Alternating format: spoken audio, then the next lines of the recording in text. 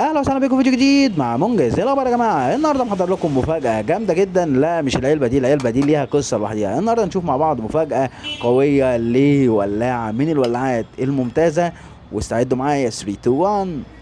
واو، ايه الجمال والروعه دي يا منجز؟ ايه الجمال والروعه دي من ولاعه ديبو؟ زي ما احنا شايفين ولاعه ديبو حاله خارجيه ممتازه جدا جدا فوق الوصف، وفي منتهى الشياكه والاناقه. ديبو فرنساوي طبعا، من الولاعات المعروفه جدا واللي رنتها مميزه. هنعرف مع بعض كل المعلومات عنها عشان في ناس كتير بتسالني عن معلومات عن الولاعه ديبو، فتعالوا نعرف مع بعض كل المعلومات عنها. مبدئيا من هنا كده ده مكان تغيير الحجر بتاعها. لو هتغير الحجر لازم تقفل الغاز. طب هتقول لي ليه؟ هقول لك لو الولاعه مليانه اقفل الغاز، لو الولاعه فاضيه غير الحجر الاول. هعرفك ازاي بتغير الحجر بس بعد ما انا كمان اقفل الغاز. مكان قفل الغاز بتاعها من تحت هنا كده هنقفل الغاز سنه كده صغننه، تمام، وهنفتح مع بعض الغطا بتاعها بسهوله جدا. باي مفك صغير ممكن ان انت تفتح الغطا بتاعها.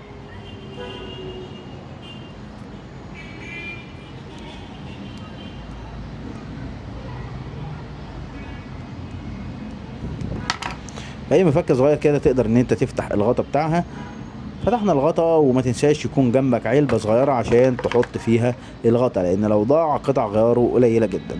صمام البلو شكله مختلف، ويظهر ان هو ممكن يتملي بالانبوبة العادية، بس احب اقول لك ان هو ما بيتمليش بالانبوبة العادية. محتاج ان انت عشان تملاها محتاج ان انت مش الصمام ده، لا، هتحتاج صمام من الصمامات اللي باللون الاحمر اللي شكلها بفتحة واسعة زي كده وليها حوالين منها حافة عشان خاطر تقفل على الغاز. هتركب الصمام في الانبوبة بالشكل ده كده، وتبتدي ان انت الاول تعمل ايه؟ ان انت تفضي الغاز منها. الاول بتفضي الغاز بالشكل دوت باي اداه رفيعه، وبعدين تركب الصمام وتاكد ان هو ركب كويس قبل ما انت تضغط. مجرد ما انا ضغطت والغاز مكتوم حواليها كده، معنى كده ان الولاعه بتملى. لو طرطشت غاز مني يبقى الولاعه ما بتملاش بشكل كويس. نفضي غاز مره تانية، او نفضي هواء بقى مره تانية، وبعدين نرجع ان احنا نملاها. طب الموضوع ده نعمله كم مره؟ ممكن نعمله 3 مرات تقريبا. كده انا عملت مرتين لان الولاعه اوريدي كان فيها غاز. ارجع اقفل الغطا بتاعها مره تانية بالشكل ده.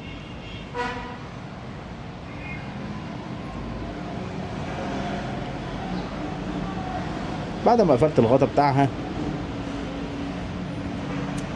هتقول لي عايز اعرف مكان الحجر بيتغير منين. من هنا كده هنلاقي فيه شداد صغير بتضغط عليه لتحت، عشان ده المسمار اللي بيقفل على الغطا. هتضغط على الشداد ده لتحت كده باي اداه رفيعه، ترجع بايدك بالراحه عشان ما يتنطرش برضو منك، لان قطع الغيار بتاعته قليله جدا. تعالوا نشوف كده مكان الحجر بتاعها. من هنا كده هنلاقي ده مكان تغيير الحجر. الحجر لو صغير هتشيله وتركب حجر تاني، وترجع تقفل لقدام بالراحه زي ما احنا فتحنا بالراحه كده. نرجع نقفل بالراحه مره تانية. قفلنا كده. كده نقدر ان احنا نفتح الغاز بقى مره تاني بعد ما كنا قفلناه.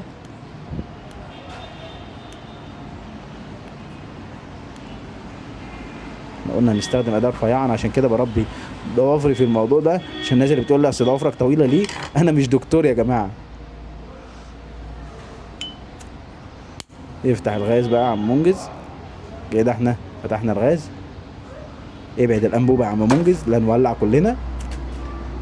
افتح الغاز كمان شويه، زود بالراحه. الولاعه شغاله وبكفاءه تامه ومفيش فيها ادنى مشكله. لو عجبكم الفيديو ما تنساش دوس لايك، سبسكرايب، عرف اصحابك اننا واشترك في القناه، وخليهم هم كمان يشتركوا في القناه. واشوفكم في فيديو جديد. سلام.